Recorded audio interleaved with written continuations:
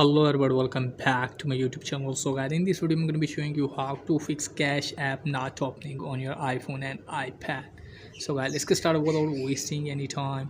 So guys, if you're facing this type of problem, then I'll show you how can you fix it. Just simply open your control center, and from here make sure that you are connected with internet or Wi-Fi. And if you're connected with internet and Wi-Fi, then you have to turn the aeroplane mode on at least for the 60 seconds, and then you have to turn it off and then check whether your problem has been fixed or not.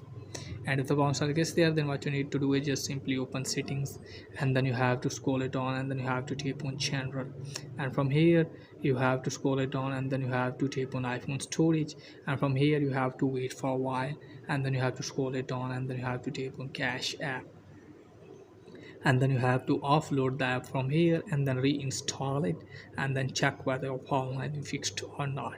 And if the bouncer like this there, the reason is that you don't have updated version of cache app. So firstly you have to make sure that you have an updated version, so you have to search for cache app. Here it is guys. So as you can see guys, showing here open. If it's showing here update, then you have to update your app and then check whether your problem has been fixed or not. And if the problem is there, then what you need to do is just simply open setting, and then you have to scroll it on, then tap on general, then again scroll it on, and from here you have to make sure that set automatically toggles it turned on.